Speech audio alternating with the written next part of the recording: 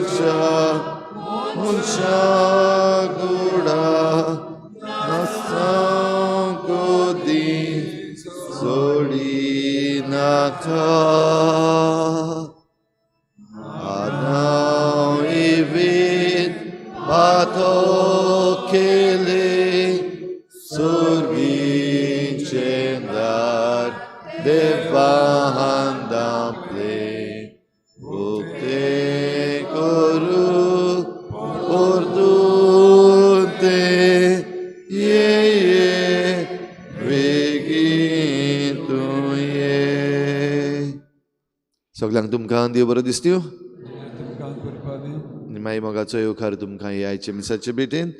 आयची भेट आमी भेटयता सोंपून गेल्ल्या फिलोमेना आनी फेर्मिनो फेर्नांडीस हांच्या आत्मे पासत. आनी दुसरें दिसा आमी भेटयता सोंपून गेल्ल्या शार्लेट गोम्स हेच्या आत्मे पासत. देवान तांकां सर्गीचें सूख फावो करूंक हे भेटेंत आमी मागुया.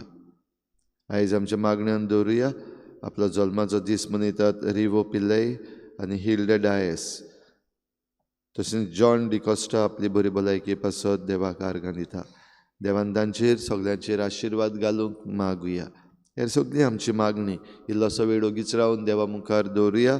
लागशिल्ली तयारी जेजूच्या जल्माची आमी करता आसतना आमचें जण एकल्याचें जिवीत सुफोड जावंक मागुया.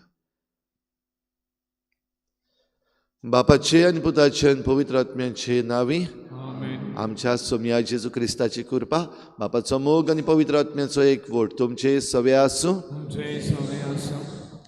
तयारी भावा भयणीनो देव करता आनी आमची तयारी देव करता जाल्यार देवाच्या येवजण्याक आमी उक्ती रावत जाल्यार आमची जणेकल्याची तयारी सोडवणदाराक घेवंक सारकी पूर्ण जातली.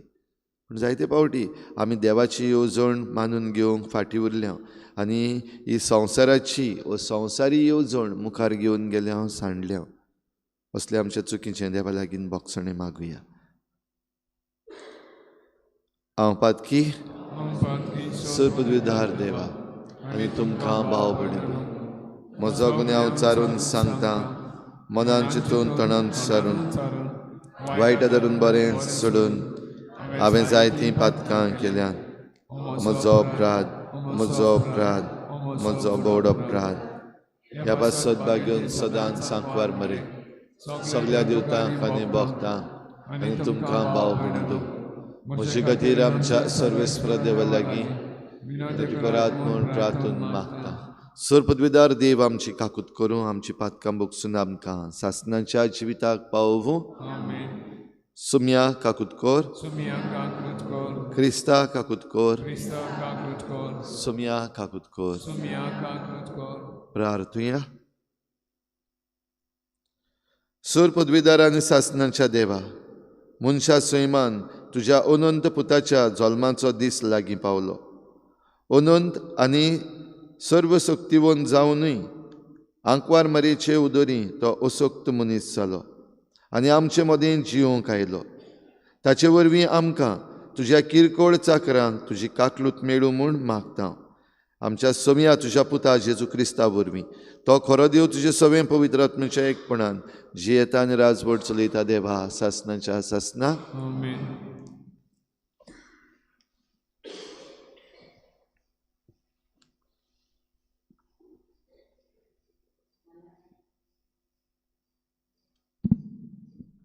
मलाकियस प्रवाद्याच्या पुस्तका वेलें वाचप.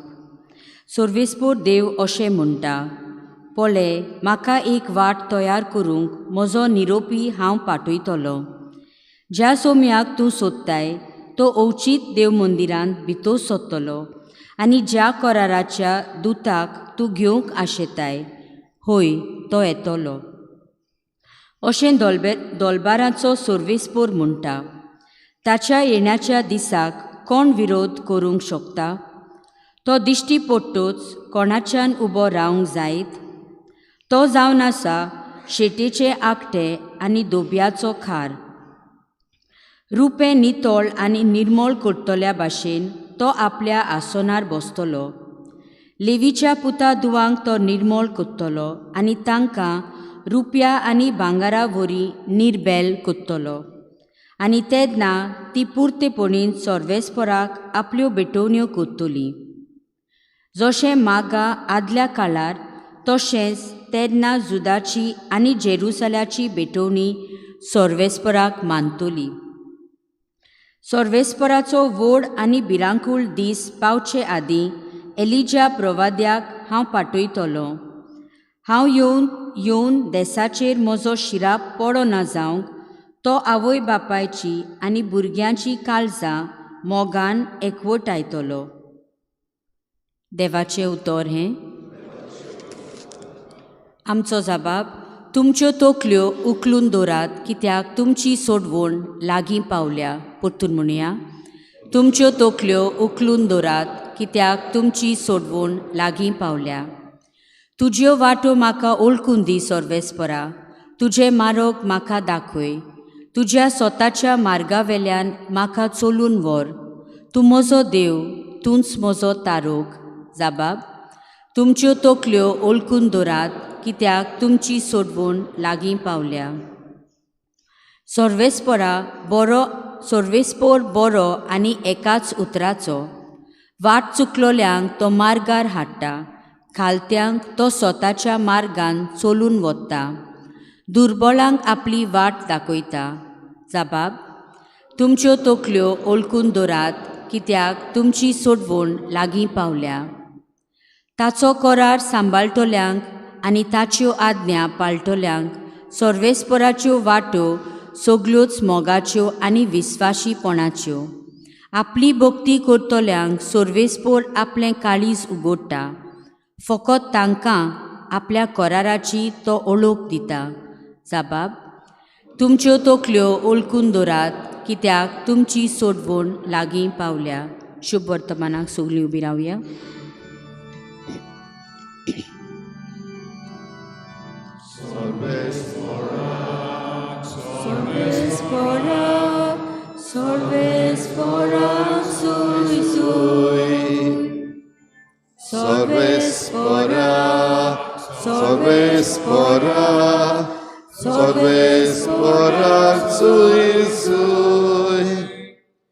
पोरजांचो राजा तूं आनी पोवीत सुबेचो बुन्यादीचो फातर.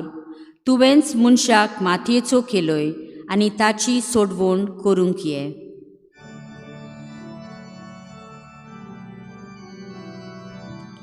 सर्वेस्परा, सर्वेस्परा, सर्वेस्परा सुइसोय. सर्वेस्परा, सर्वेस्परा, सर्वेस्परा सुइसोय. सर्वेस्पोर तुमचे सवे आसूं. लुका परमणी जेजू क्रिस्ताचें शुभ वर्तमान. एलिझाबेथ प्रसूत जावचे दीस पावले आनी तिका एक भुरगो जालो.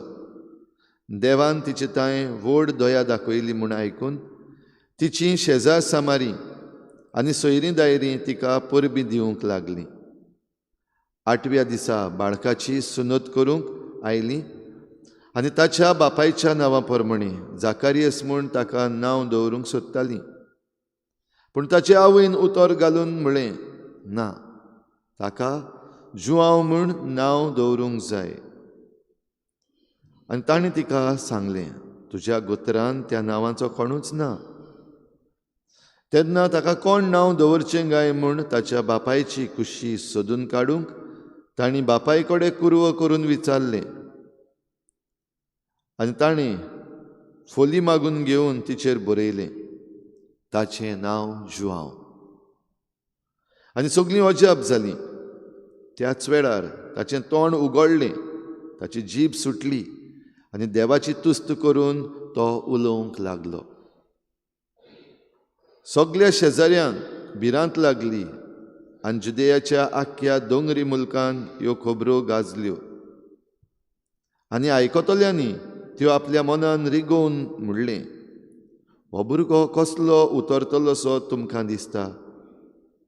आनी खऱ्यांनीच देवाचो हात ताचे सवें आसलो.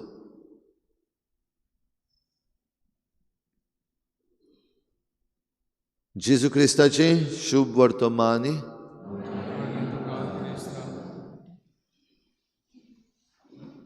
भाव भयणीनो, निमाणो दीस आमचे तयारेचो आनी फाल्यांच्या दिसाक आमी लागशिल्ल्यान जेजूची जल्माची परब मनोवंक आनीक तयारी करतल्या.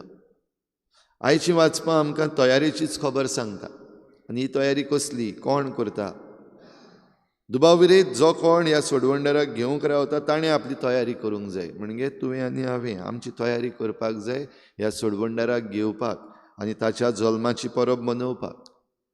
जाल्यार सोडवंडराक घेवपाक तयारी करता ती आमची उणी पडना जावंक देव खूद आपुणूच आमची तयारी करता. देखून मालाकियस प्रवाद्याच्या पुस्तकान आयज आमी आयकता, पळय तुमची ताची वाट तयार करूंक हांव म्हज्या चाकराक पाठयता. आनी ही तयारी कसली? ही तयारी खूद देव आपूण करता तेन्ना तो आपल्या शिवासणार बसला. हें चित्र आमकां दाखयलां.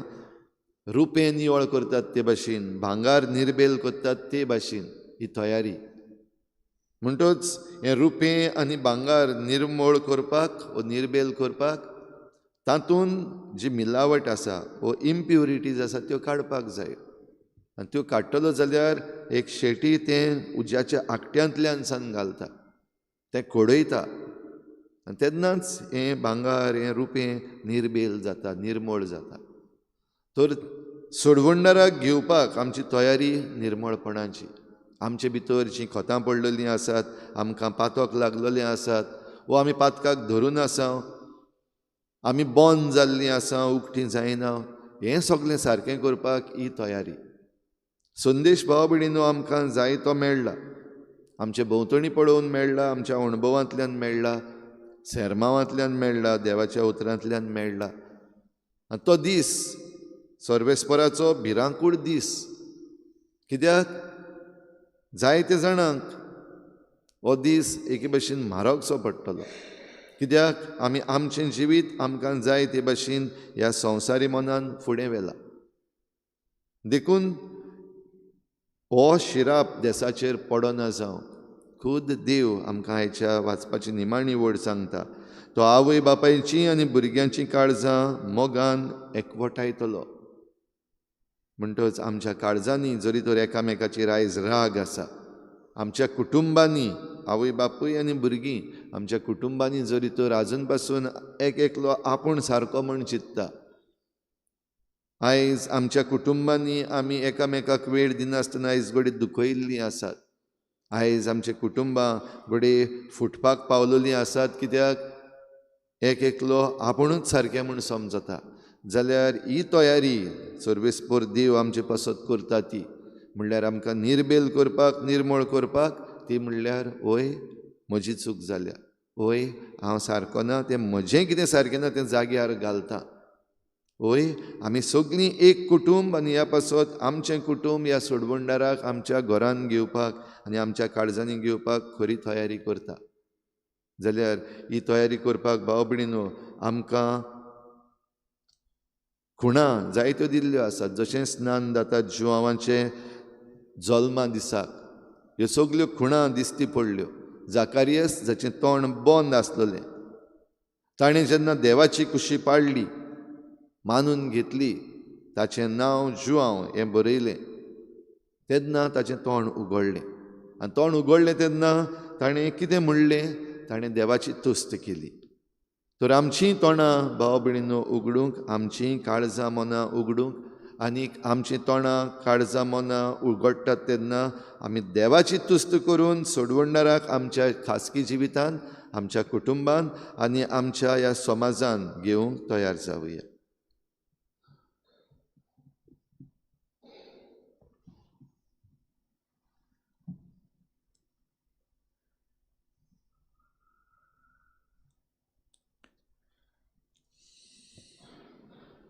बेटाने गीत घेऊया C2 पेज नंबर 28.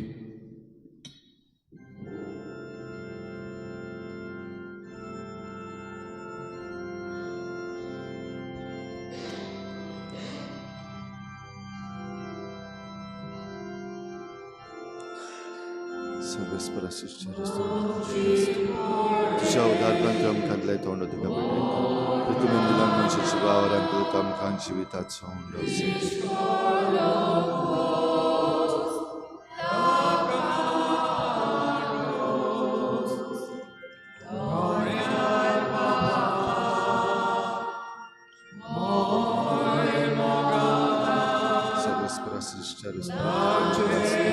तुझ्या उदारपणांत आमकां तूं दाखोवचो सगळो तुका भेटयता, दाखोवन दिलां मनशाची वावरांत आमकां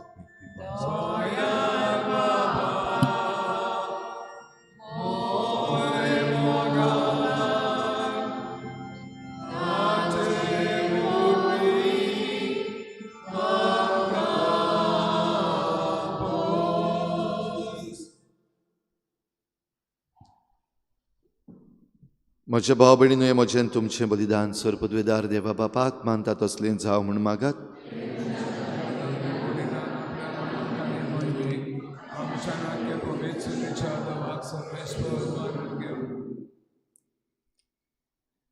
देवा आमच्या बापा, हे बलिदानान तुजी भक्ती सुपूर्णायेन आमी करूंक पावता. ताचे वरवीं तुजें बोगसणें आमकां सुपूर्णायेन मेळूं आनी आमच्या सोडवणाराचो जुल्म शुद्ध निर्मळ काळजांनी आमी समरंभूंक पावूं हें आमी मागता आमच्या सोम्या जेजूचे नांवी.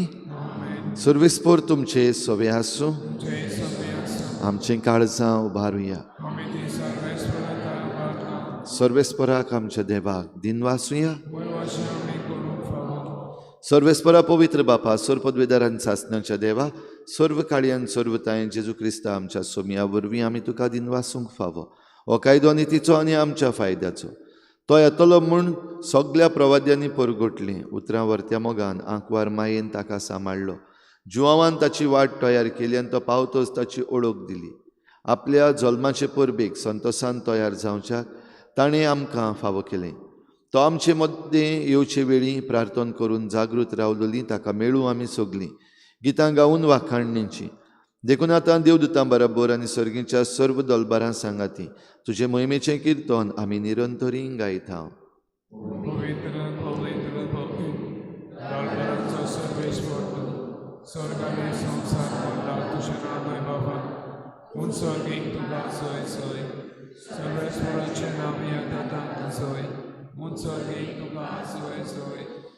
बापा, खरोच तूं पवित्र, तूं सगळ्या पवित्रपणाची झर तुज्या पवित्र आत्म्यांक धाडून ही देणी पवित्र कर म्हूण आमी मागता. जावं ती आमकां आमच्या सोम्या जेजू क्रिस्ताची कूड आनी रगत. आपलेच कुशीन कोश्ट मरण सोसूंक वयचे आदीं ताणें उंडो घेतलो. तुका दिनवासून तो मोडलो. तो आपल्या शिसांक दिलो आनी म्हळें, हो तुमी समेस्त घेयात आनी खायात. ही म्हजी कूड तुमचे पासत समर्पूंची.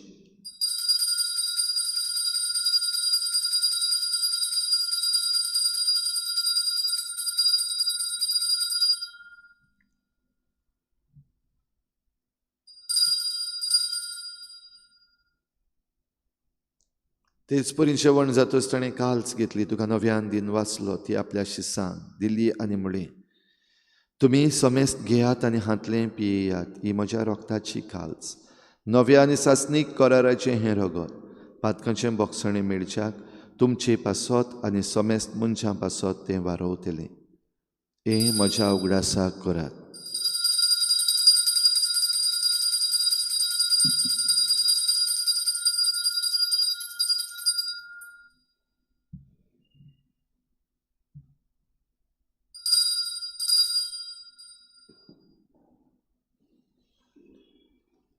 बाबार्थाचो गुटपोर गोठुया.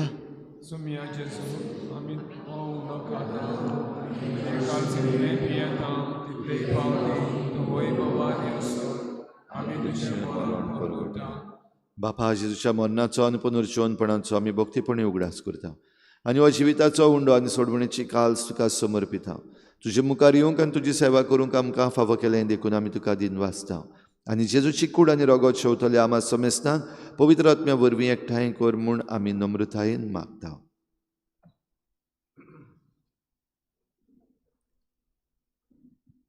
सर्वेस्परा के पृथ्वीचे विस्तारले ते पयसुबेचो उगडास कोऱ्या लेव आमचे बागेवन बापा फिलिपनेर आमचे गवळी बापा सिमियांव आमच्या दारी गवळी बापा सगळे यादनिकी वर्गा बरोबर तिका प्रीत मोगान वाडय. पुनर्जीवनपणाचो बरवंसो धरून मेल्यान ते आमच्या भावा भयणीची काकूत कर. तांकां तुजी इश्टागतीन मेल्ल्या समेस्तांक चेंपूर जोरीत मुखार मोड पडूंक फावो कर. आमा समेस्तांची ही वेदी भोंवतून एकठांय जालेल्यांची दया कर म्हूण आमी मागता. आंकवार मरे देवाची माये सांगाती चपोती बागेवन सुसे बागेवन दवरता आनी सर काडी तुका मानवल्या त्या सगल्या भक्तां बरोबर सासणाच्या सुखान आमकां वांटो दी. तांची सांगाता तुजी महिमा गावूंक आमकां फावो कर. जेजू क्रिस्ता तुज्या पुता बरोबर.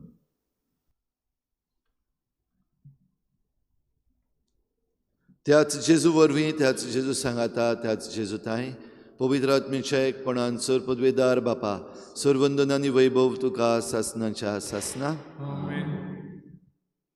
आमची तयारी आमच्या सोडवंडाराक घेवंक आमची काळजां मनां बदलून आनी आमी आमच्या कुटुंबांनी आवय बापायची भुरग्यांची काळजां एकवटावंक देवाच्या कृपेन आमकां आदार दी म्हूण मागुया. जेजून शिकयल्लें प्रार्थन बाराबर बापाक उबारुया. आमचे बापा सर्गींच्या तुजें नांव पवित्र जावं, तुजें राज आमकां येवं, तुजी कुशी स्वर्गार जाता तशी संवसारांत जावं. आमचो दिसपट्टो गिरास आज आमकां दी आनी आमी आमचे चुकलेल्यांक बक्षिता. तशें आमचीं पातकां बुगोस आनी आमकां कारणे पडूं दिवं नाका, पूण वायटांतली आमकां निवार. सर्वेस्परा सुर वायटांतली आमकां निवार. दया करून ह्या जिवितांत सवस्काय आमकां दी. सर्गीच्या सुखाक आनी आमच्या सोडवणारा जेजू क्रिस्ताच्या येण्याक आमी बरवचन वत्रेकता. तर आमकां तुजे उदार काकलुतीन सर्व पातकांतली सुठोय आनी सर्व आकांतांतली वाठाय.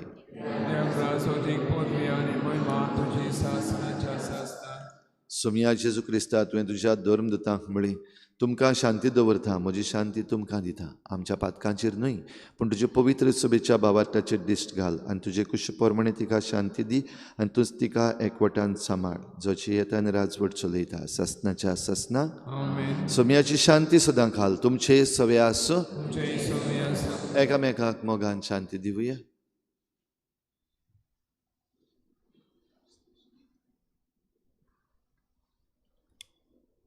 देवाचे शेले संसाराचे पाप कातले आमचे काकूत कर. देवाचे शेले संसाराचे पाप कातले आमचे काकूत कर. देवाचे शेले संसाराचे पाप कातले आमकां शांती दी.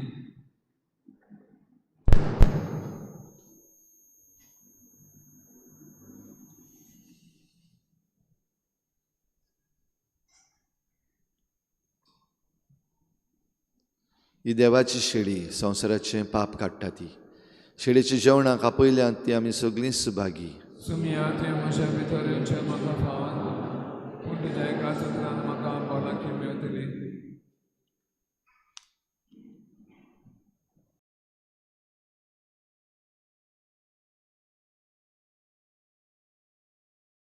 आत्मीक कुमया खातीर मागणें.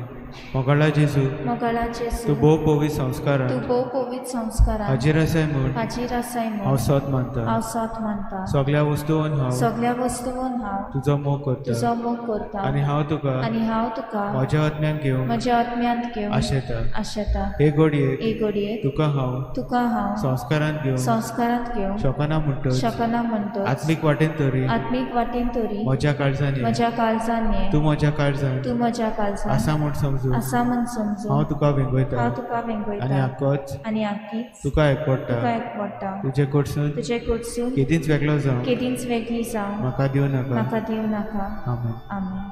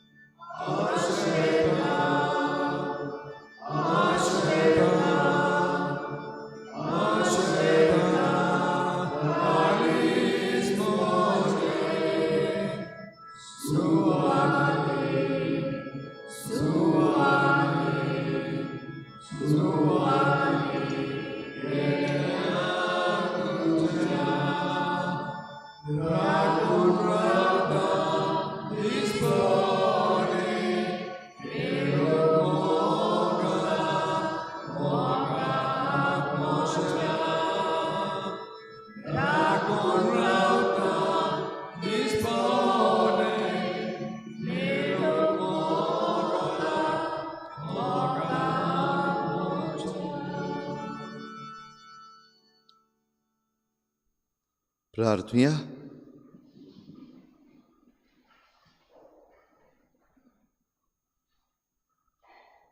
प्रितीच्या बापा, सर्गींच्या जेवणान आमी दादोशी जाल्या.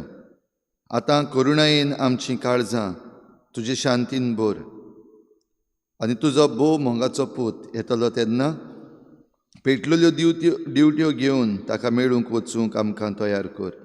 हें आमी मागता त्याच तुज्या पुता जेजूचे नांवी. आमेन. सर्वेस्पोर तुमचे सवे आसूं जय सोबे आसूं. आनी सर पदवेदार देव बाप आनी पूत आनी पवित्र आत्मा तुमचेर आशिर्वाद घालूं. आमेन. वचून या जेजूची शांतीन आनी मोगान तुमकां धाडटा. देवाचे बरोबर. सतरा आयदोरची फाल्यां सकाळीं 7 वाजता दिसाचें मीस जातलें. आनीक आमची नातालांची मोदयानीची रीत रातीक 11:30 वाजता सुरू जाता. तशेंच ब्रेस्तारा दिसाक सकाळीं 7 वाजता पयलें मीस कोंकणींतल्यान, 8:30 वाजता इंग्लीश मीस जातलें आनीक दाबोलीं कॉपेलान कोंकणी मीस 7 वाजता सकाळीं. शेवटाक गीत घेवया. G7, page number 100.